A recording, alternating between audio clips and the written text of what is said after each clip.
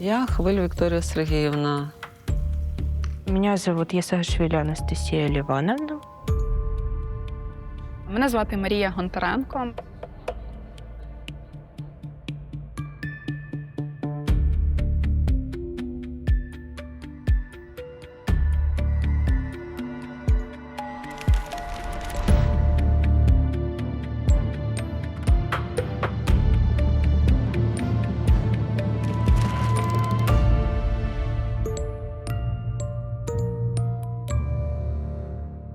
А скільки вам років?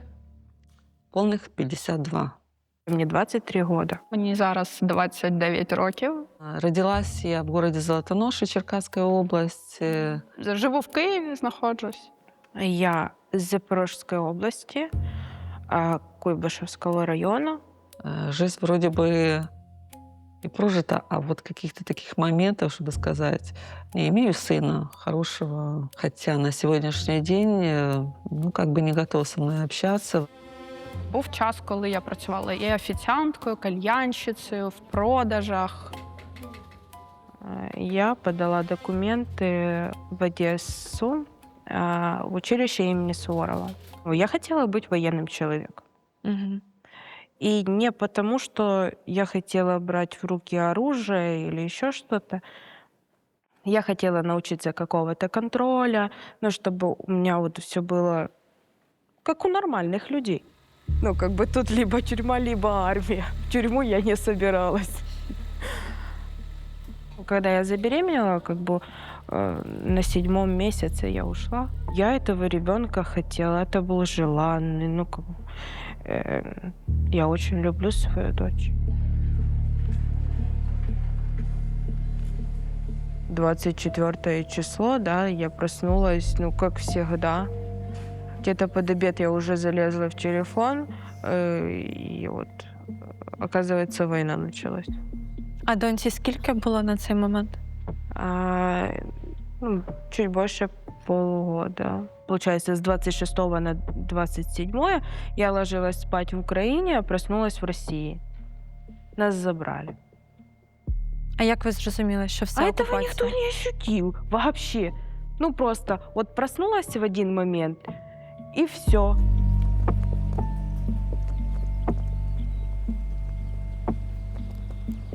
Первое вот это мое осуждение, это вообще просто банальное. Знаете как, с банального вопроса, который в соцсети Facebook задал один молодой парень, который спросил, да, кто знает расписание маршрутных автобусов Черкассы-Золотоноша. Учительница этого молодого парня просто его поправила и сказала, чого до сих пір ти не навчився писати на українській, почему на русском языке, да, почему не на мове? Я написала, вот, когда начинают меня именно щемить, знаете, за язык, вот, мне еще больше хочется разговаривать на русском. Тема русского языка перенеслась на тех людей, которые это все наблюдали и начали как бы сразу поднимать эту тему агрессии. Да, русских надо убивать, русских надо стрелять, истреблять, и все.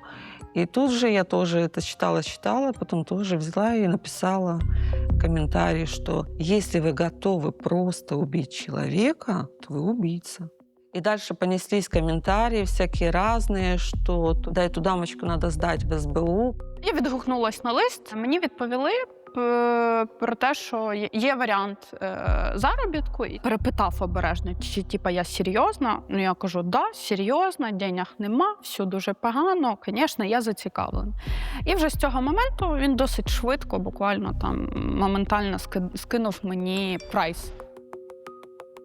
Він просив мене обрати і придумати самі, що я хочу. Спочатку я придумаю собі роботу, спасибо. Находжу шматок цієї роботи, фільмую, роблю відео, скидаю йому.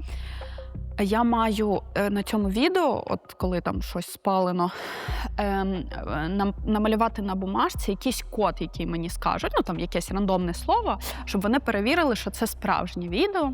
Після того, як я зробила роботу в лапках, вони відправляють це на перевірку, щоб це там не було, там, не знаю, обробки якоїсь.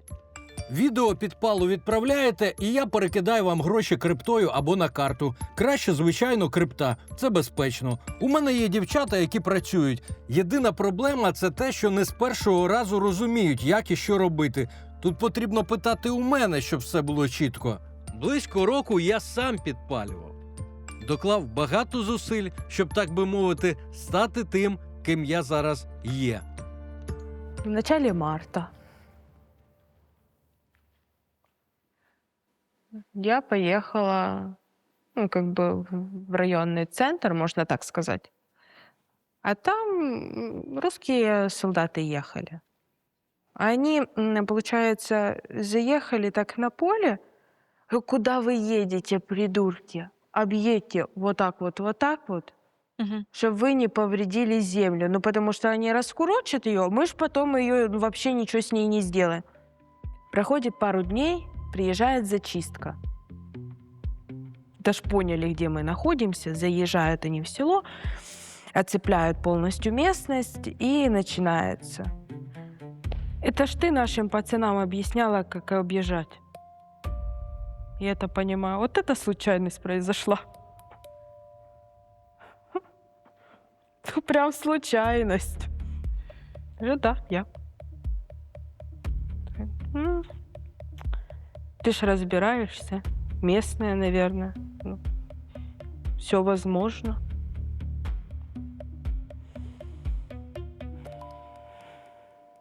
Работать будешь?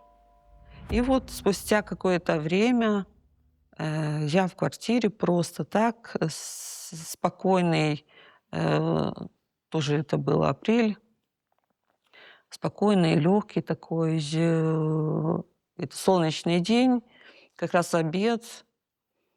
И ко мне стук в дверь, на меня смотрят очень много людей, где-то человек 8 в полицейской форме. И как бы, Хвыль Виктория Сергеевна, я говорю, да. Он показывает на телефоне мою страницу в Facebook, и вот этот комментарий. Это ваш комментарий? Это ваша страница? Да. То вона була вперше засуджена саме за глорифікацію виправдовування збройної агресії в соціальних мережах. Це я правильно Так, цей епізод Їй було розумію? призначено Мгм. покарання з заміною на, так би мовити, іспитовий строк на 2 роки. І саме тоді, як ми зрозуміли, нею і зацікавились представники ФСБ Російської Федерації. А скільки часу минуло з моменту, коли ви отримали рішення в першій справі, до моменту вашого другого затримання? Где-то чуть больше полгода. Ну, вернее, все началось в 23-м году, в начале, в январе.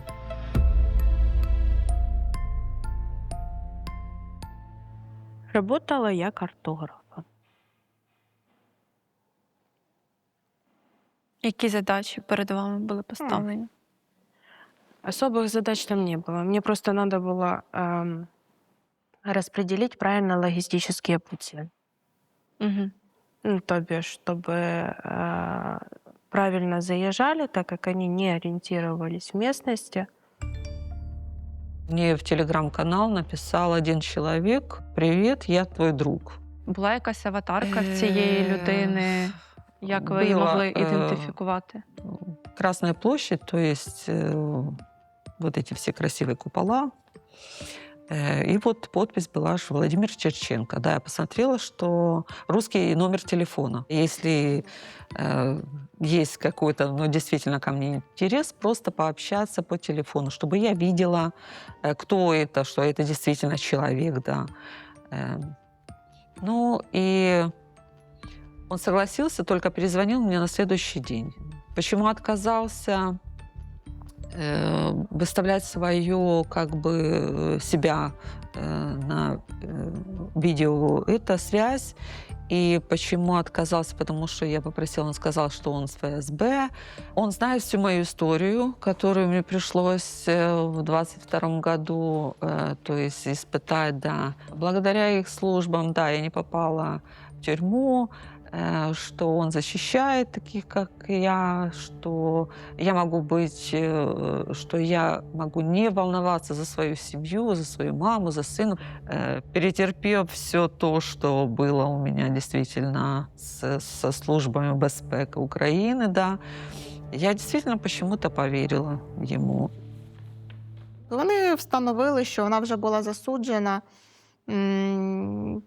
не погоджуються, мабуть, з цим, що вона така обурена діями влади, можливо, в Україні. І от пішли саме через цей шлях вербування. Хтось вербує через розріз грошових коштів, хтось вербує на романтичній основі.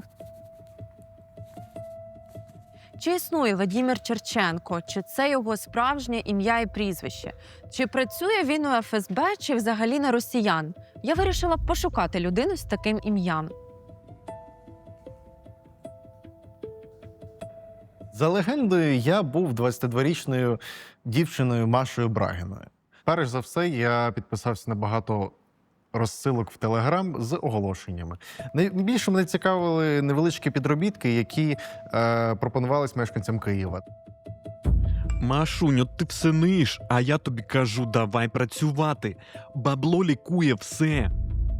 Я раптом згадав, що в мене є фото з 2023 року, де мене в фотошопі змінили на дівчину. Дуже, насправді, кумедне фото, але мій співрозмовник повівся, і він реально назвав мене милою. Слухай, а покажи фото, фігура там яка ти. Мені цікаво, висока? Машунь, та що з тобою таке, бухаєш там чи що? Та от по морозиво пішла. Гарні ніжки. Морозиво правильно, треба себе дофаміном балувати. Вони вибирають жінок більш соціально вразливих, ті, хто мають якісь залежності, або ті, хто мають якісь сімейні проблеми. Також можуть встановлюють з ними певні як романтичні відносини. І переписуватися, наче в них така гра, і наче вони можуть розказувати їм, що вони їх люблять, або мають до них якісь почуття. Те, що я бачу, наприклад, особливо молоді люди, їх ще можуть використовувати там як певний елемент гри з ними, що вони наче як шпигуни, що вони залучені до виконання якихось державних задач, але в основному також це гроші. Це питання підробітку. Він написав, що йому 25 років, хвастався своєю машиною, що в нього там беха. Я так розумію, він посередник між керівництвом, він називає якісь служби російські, ворожі. Він не дуже ідеологічний, там прям, щоб він фанат був, любитель руського міра. Ні-ні-ні, він просто заробіток. Він ніби подумав, що моя основна мотивація – це гроші, і єдине, про що ми говорили, це там гроші, завдання. Трошки оце про секс. І все.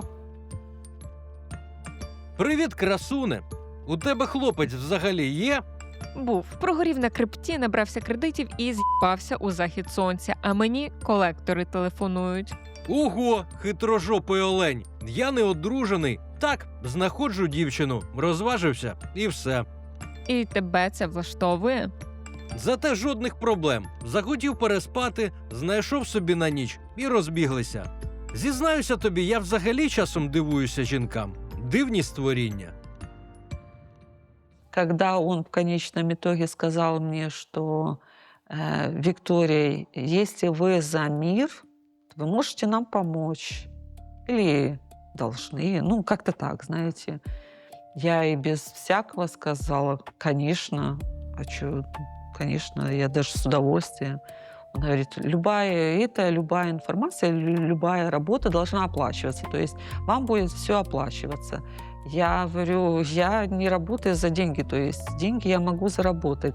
Еще я попросила, что хорошо, если уж так, если уж вы действительно мониторите нас, да, защищаете и все, то для связи с вами ну, передайте мне как-то телефон другой, потому что я не хочу в открытую с вами общаться. А кошти на цей телефон Они вам сбросили, да, в размере 10 тысяч, да. Было просто написано грошовий переказ, все. Ні від кого, ніхто. Жінка мало до себе привертає уваги. Якщо є патрулі на вулиці, то якщо йде жінка, звичайна жінка з пакетом, тобто на неї не звертають увагу. Або неповнолітня дівчина, там, 17 років, да, до неї не буде уваги такої пристальної, як до іншої категорії, там, до чоловіків. І також розуміло, що у нас є ТЦК, і чоловіки, ну, звичайно, будуть більш обережніші. Це той аккаунт, який видав. Окей. Чуєш, а хто це? Це не цей чувак знову тобі пише? Да, це він. Він знову нам пише. Це 4-й аккаунт уже? Так, дивись. Мій співрозмовник мені запропонував іншу схему співпраці. Він сказав, що можливо купити на промі тому самому рідину, яка швидко випаровується. Фактично, це є розчинник, який може вбити людину. Суть завдання була проста. Потрібно було залити цю рідину під капот автомобіля військового і зняти результати. Суть речовини дуже проста. Це розчинник. Він не смердить, а пахне польовими квітами, поки рідкий не небезпечний. Якщо вилити в квартирі або в салоні авто, то він дуже швидко випаровується. Блін, а це не паливо. Що з ним буде? Не паливо, це тихий чат. Сів і все. Блін, моторошно. Вдих, 2-3, заснув. Ні мук, нічого. Дуже висока ймовірність, що дядька оформлять як інфаркт, і все. У нас їх так і оформлюють.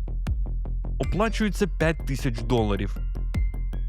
Усе це потрібно зняти на відео, не прогавити момент. Що думаєш про це, Машуню?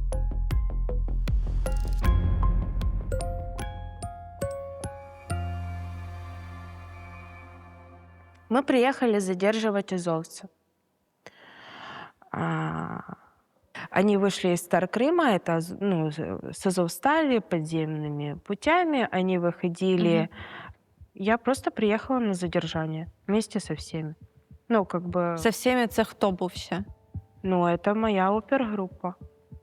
Приехали на его задержание, но для меня на тот момент было морально сложно смотреть на то, как задерживают людей. Ну, как бы, но мне не нравится, когда вот это выламываются и кричат там мордой в пол там или еще что-то. Ну, для меня это мувитуль какой-то, ужас. Все должно быть красиво, ну, как какие-то несерьезные люди. Ну, я говорю, пойду я прогуляюсь. Пошла я этим селом. Ви одна туди пішли? Да. Ну, так а что, у меня пистолет в этом, автомат на плече. Мне вообще ничего не страшно. А ви стріляти вміли? Конечно, я довольно-таки хороший стрелок. Ну, в свободное время мне надо было с чем-то заниматься, как бы. Я любила проводить время в тире. Ну, стресс снимать хорошо.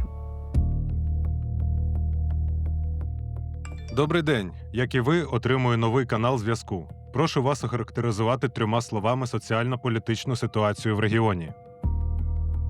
Все то, что я передала, это 2 блокпоста, когда он задавал мне какие-то там вопросы, типа, как обстановка в городе, что у вас есть, свет, вода, там, обозначьте БП близ вашего города или какие знаете, я уже не помню так конкретно.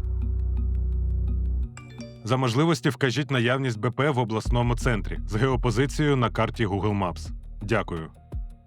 А що таке БП? Блокпости в межах міста. И я обозначила только по направлению в Золотоношу, то есть при выезде и въезд в Золотоношу, все. В Черкасах тоже на карте показала воинскую часть, все.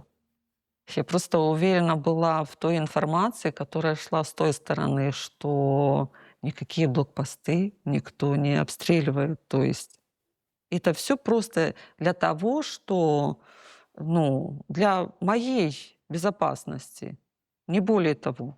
Это все равно общедоступная информация. Это не то, что я там какие-то секретные файлы подняла, да, и что-то кому-то. Я вообще не считала, что я что-то сделала неправильно, вот чесно. По цьому другому епізоду, який також є у вашому вироці, там, де сказано про те, що ви повідомили росіянам про те, що батьки вашого чоловіка – це військові ЗСУ.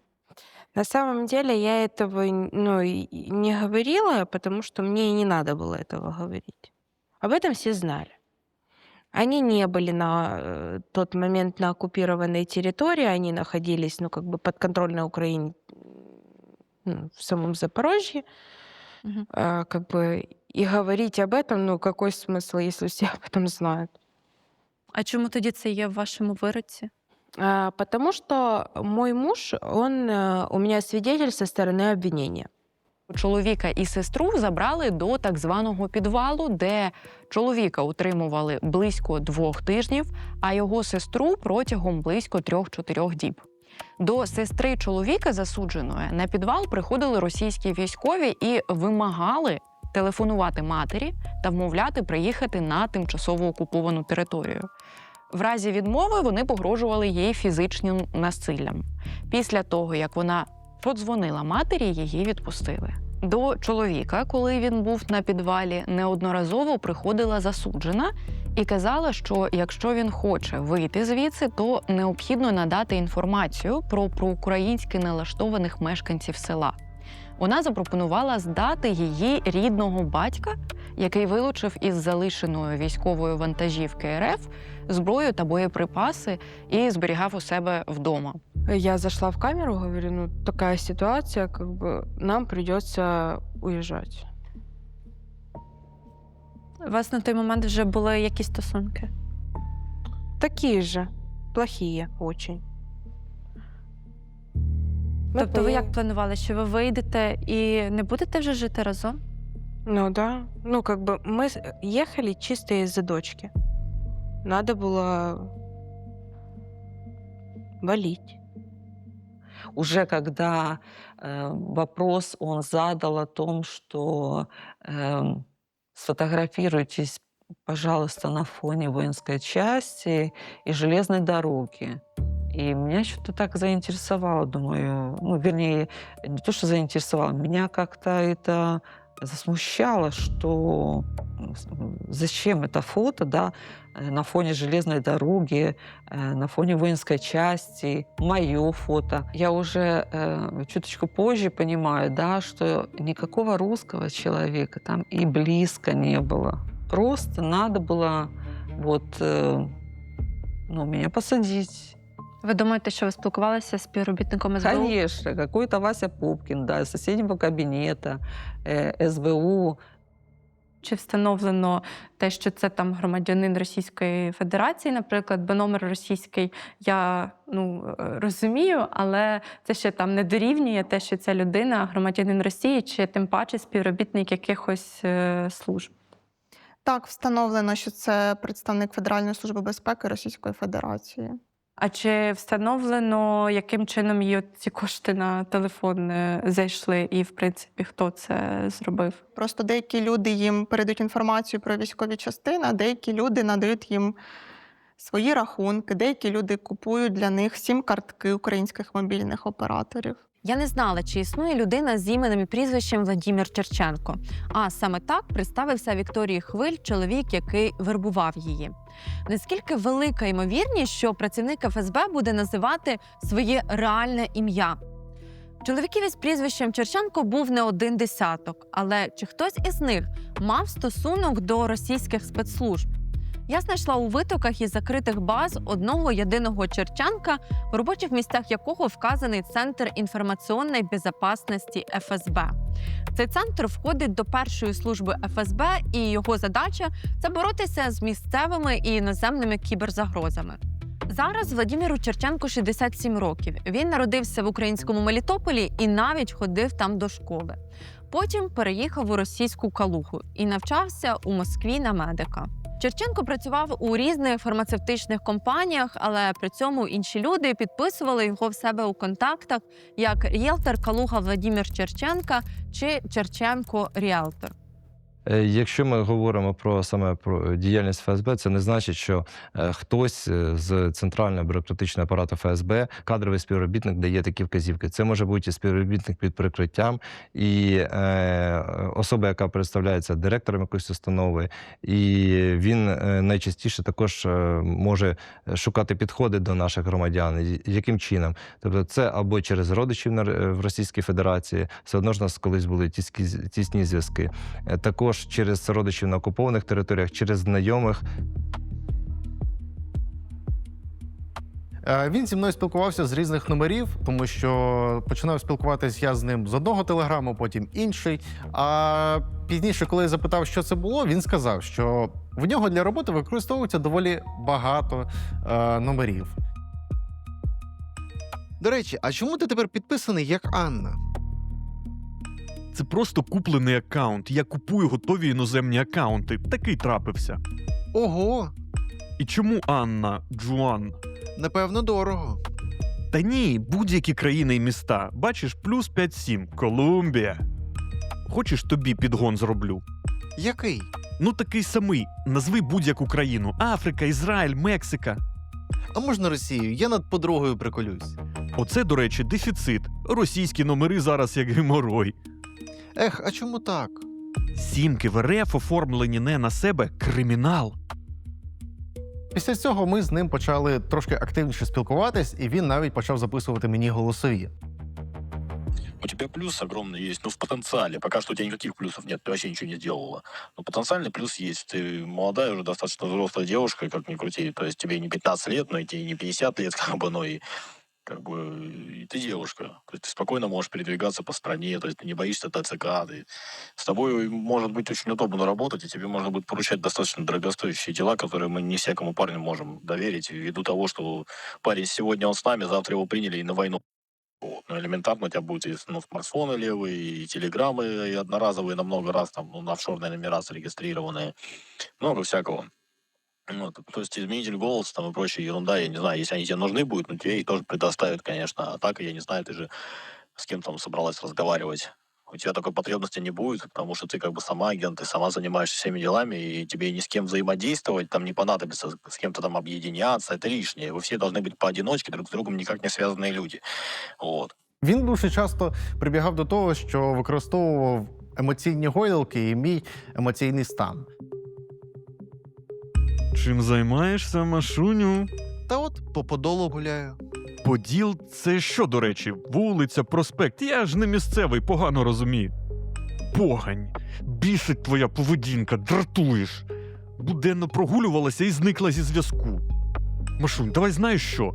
Ану, гайда займатися справами. Конкретні зрушення в житті. Посильне завдання не легке, але й не важке. Перші долари, потім із квартирою вирішимо. Картина життя зміниться.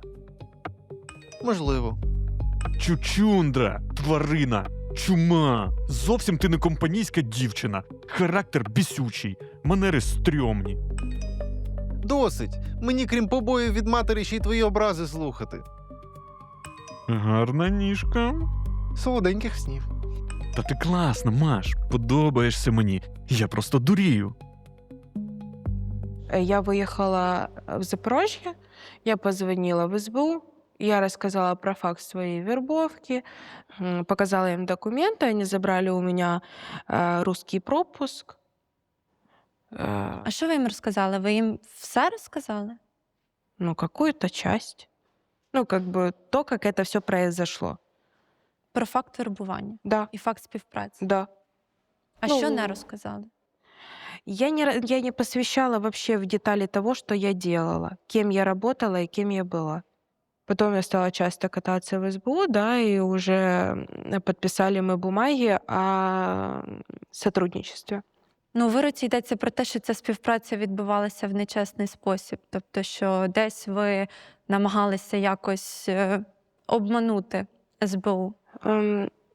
Не то, что обмануть, я просто пыталась предупредить. У меня было не 2 телефона, у меня было их больше. Скільки? Намного больше, чем 2. Ну, це 10, 20. Да не, ну не 20, ну штук 7 было. Ну, как бы забито было, все нормально, но один телефон, как бы, который они потом нашли, что я написала своему начальнику, на которого работала, вот, что СБУшники следят за этим А чому ви телеграммом. вирішили так зробити? Ну, потому что я так сделала. Ну, так случилось. Це точно не та робота, яка вартує, ну, вона не вартує своїх грошей. І тому одразу моментально я в своєму становищі розумію, що мені ці пропозиції не цікаві. І коли я побачила перше навіть оце відео, вже він вислав, я чітко розуміла, що це.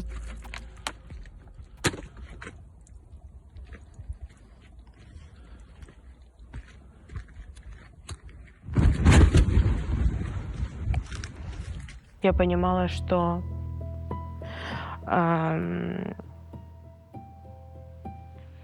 ну, как бы, деньги имеют свойство заканчиваться. А жить надо за что-то. Нет, я особо финансово не страдала, нет. Ну, не подумайте, там, что я пошла работать из-за денег. Нет. За кожен скоєний терористичний акт ні один фігурант гроші не отримав. Тобто, якщо вони були затримані, то гроші вони не отримали. І я, скоріш за все, це моя думка, да, ніхто там не збирався їм скидувати ці гроші. Коли вербується особа спецслужби Російської Федерації, тобто вона отримала, там, деякі виконувала їх завдання, їй скидали гроші, потім гроші стали кидати наперед. Деякі завдання були не виконані. Сказали, що там підійдеш, забереш там закладку, людина іще шукає цю закладку, і там вже лежить вибуховий пристрій. Таким самим чином вони наказують тих, хто відмовився виконувати, взяв гроші, але не виконав свої завдання. І я подзвонила на гарячу лінію СБУ. Там відповіли, теж все зафіксували, все, і далі вже відбувалася взаємодія через СБУ. Цю переписку вести просто так самостійно ну, не можна.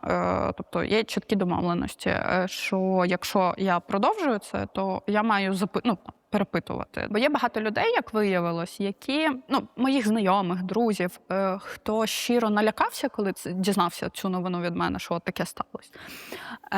І багато людей мені сказали чесно, ми б видалили це повідомлення і нікому б нічого не сказали. Доброго дня, слухаю вас. Алло, добрий день. Підкажіть, будь ласка, а що робити? Я от шукав роботу в Телеграмі, і мені пропонують палити автівки і робити якісь дуже дивні дії. Ви можете зробити скріншоти контактів, чи що ви там бачите?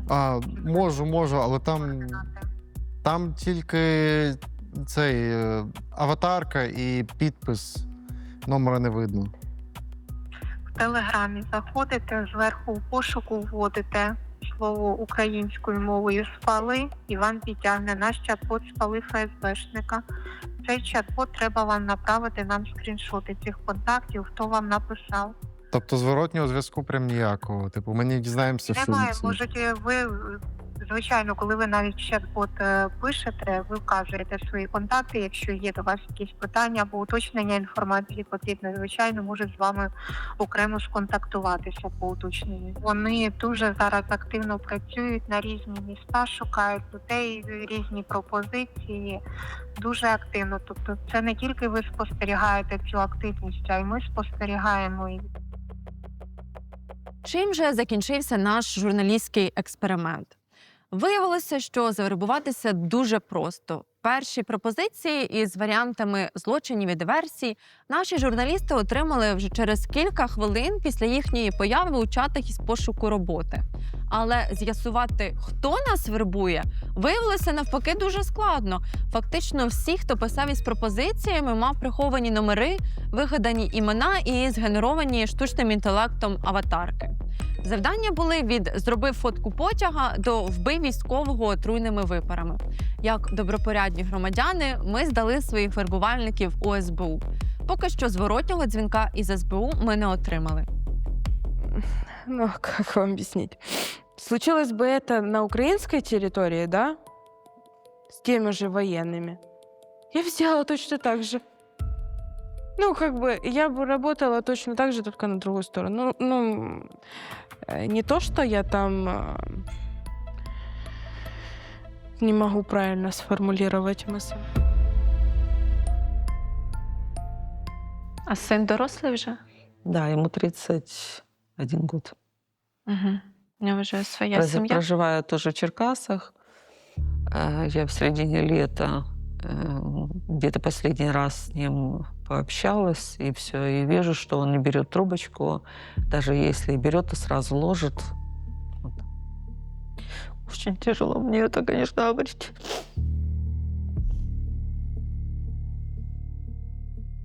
Сказала: мама, вот ты всегда была такая правильная. Вот видишь, куда твоя правильность тебя довела.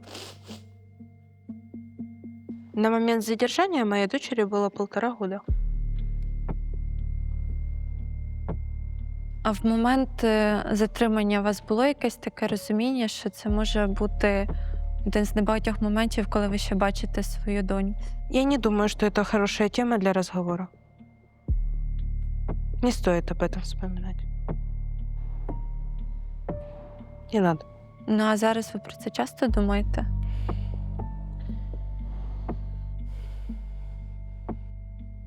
Я об этом думаю.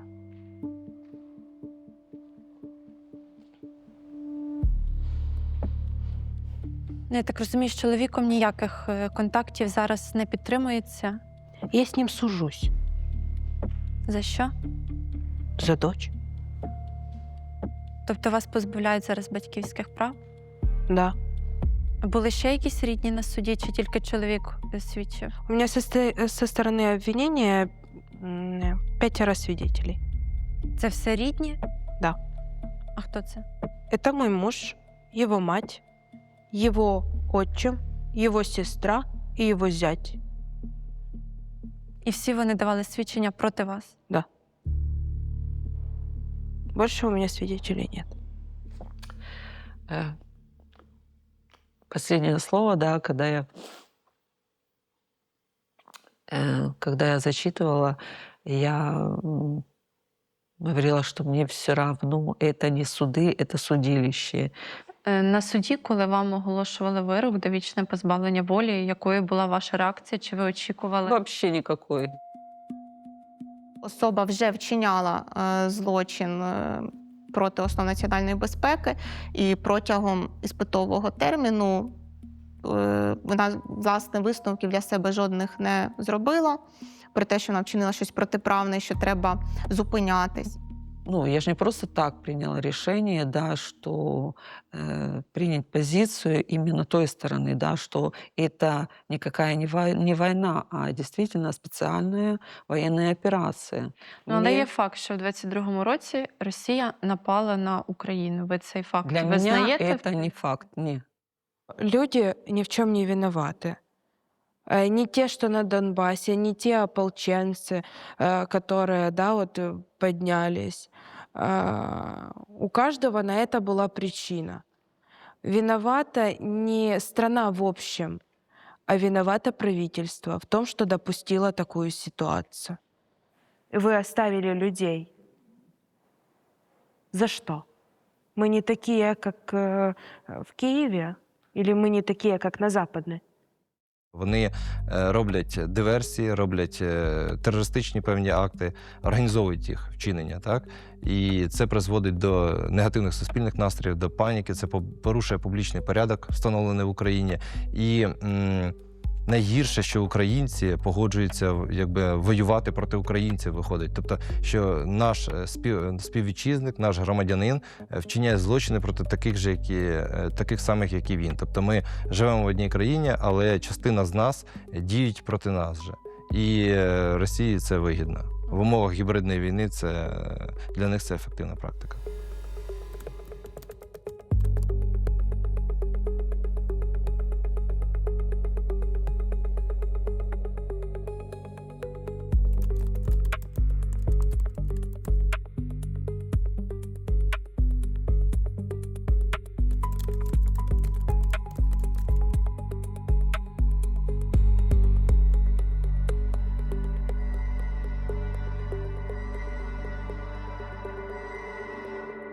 Ви написали лист, заяву про те, що ви хочете бути обміняна Ну, в у Росію. нас другого выхода нету, ну, то есть только обмен.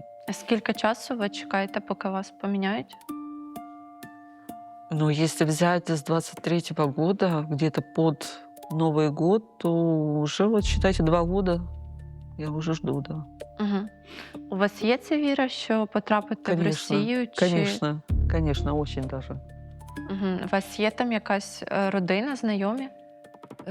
Есть родной брат. В принципе, не сильно мне и хотелось, как бы Воронеж. Меня что-то больше Крым интересует. Вот потому сейчас у меня и цель самая большая цель — это обмен. Пока у меня есть еще потенциал и силы, не надо своим трудом заработать какой-то, знаете, уголок, какой-то домик.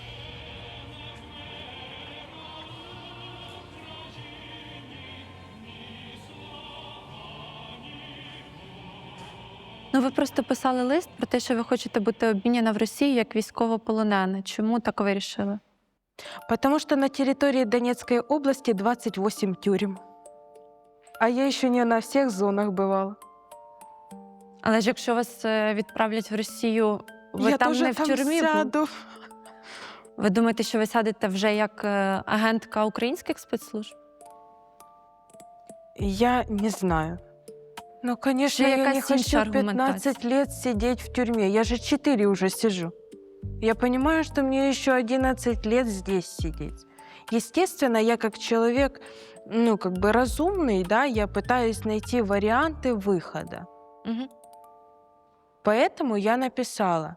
Но я понимаю, что России мы не нужны. Потому что, опять же таки, человек, который предал один раз, предаст еще раз.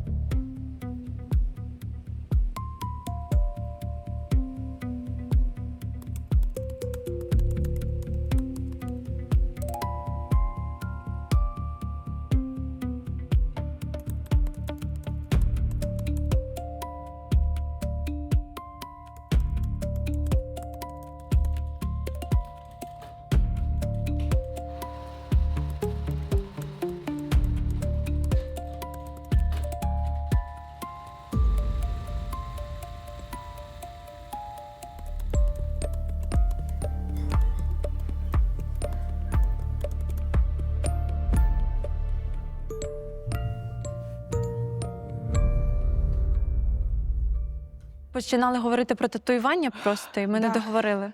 Так розумію, у вас на руці є тризуб набитий? Да. А ви це татуювання коли зробили? Сказать, что по молодости, да, как бы. Ну, у вас все по молодості виходить просто. Да. Ну, при выпуске, как бы, вот с Одессы, каждый Ага. набивал род войска. Ви вирішили тризуб? Да. А можете показати? Угу.